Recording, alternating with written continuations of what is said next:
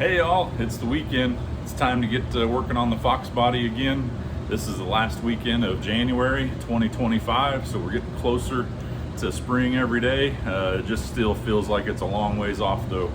I've got a couple boxes that showed up during the week. We're getting ready to open those up, see what's inside, and start working on the next project, which is in the hatch here. So let me get this camera turned around. We'll get these boxes opened up and talk about a few things.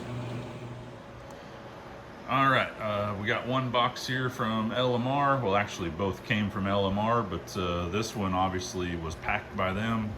I'm gonna open it up here in a second. I am a little concerned with how it showed up, so we'll see if there's any damage inside. And then I've also got another box here, some Dynamat. It's a custom cut piece for the Foxbody.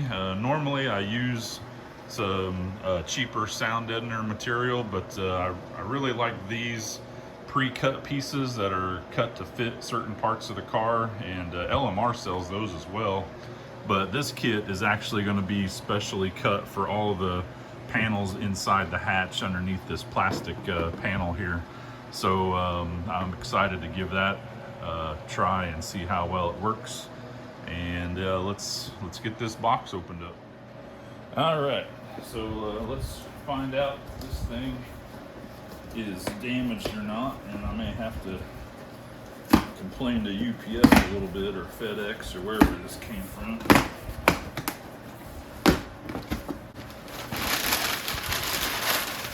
As always, we got the plastic here and the paper packing.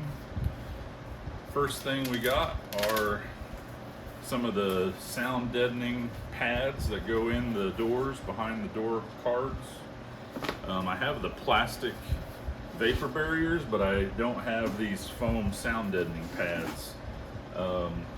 With the new TMI door panel cards I put in a couple years ago, they're just hard plastic on the back side of the door cards, and they didn't have any sound deadener, so I'm finally getting around. We're going to put some of that on. I've already put sound deadener on the sheet metal in the door, but this maybe will help a little bit more as well.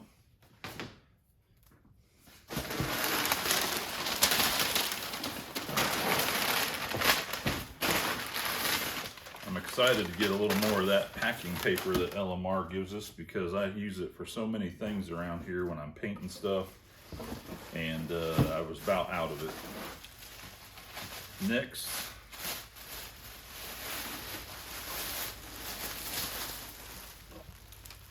look at that. We got new rear hatch panels. There's one side.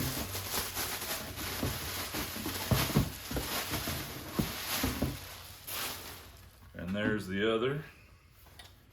And I gotta make sure I don't put any scratches in them. Let me show you why I bought those. As you can see here, when it came to the rear plastics, he had drilled some holes through here. I think he had his battery relocation, and he raced his car.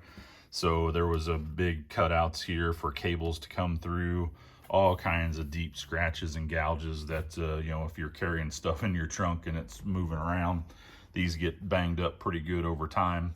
So I just was not happy at all with how this looked, and I'm gonna finally get some new pieces. We'll test fit those here in a second and see how well they work. I'm not gonna do a complete install yet because I've got some work to do back here on this next project, but that's why I finally decided to buy a new set.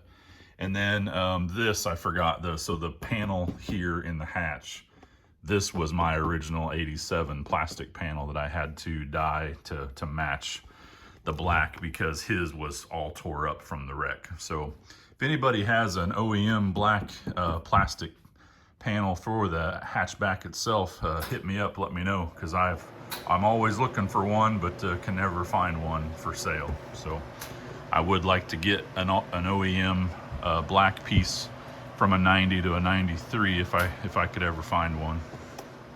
And finally, we don't want to forget, it's a really small bag, but something I have been wanting to get for a while. So these little rubber pads right here. Maybe you guys know what they're for, if it'll focus. If not, we're gonna install those right now. So if you didn't guess it, these little guys are the little rubber bump stops for your fuel door. Mine, the original ones, had been painted over when this was repainted, and when I tried to pop them out to try to get the paint off, they basically fell apart. So you can get new ones. These came from LMR, and should be pretty easy to just push in and be good as new. All right, we're just gonna push these guys right in, hopefully. So you gotta just kind of push one side in and then shove the other side through. So actually going to get a plastic trim tool and help push that in. One of these guys should work pretty easy.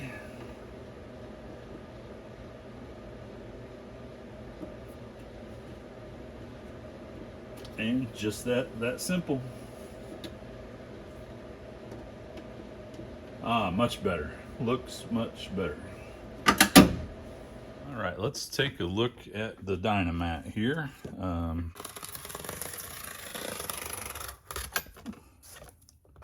Well, it looks like it's glued shut all the way around, so I'm gonna need both hands to get this apart. Okay, we got everything out of the box here. So we've got a couple pieces, and again, this is all precision pre-cut. It looks like there's some paperwork here that's kind of got itself stuck to. That kind of sucks. All right, let's see what we got inside here. And Dynamat sent a little bit of a catalog. They sent some installation instructions. They sent the parts list. And of course, we got the bubble 3D decal here. So got a new product, new company to add to the Craftsman toolbox here. So I'll find a spot for that here in a little bit. And everything looks good. I'm not going to install this right now. I'm in the middle of a couple other things before I need to get to this. Just wanted to show you guys what it looks like, and we'll install this in a future video. Talk to you later.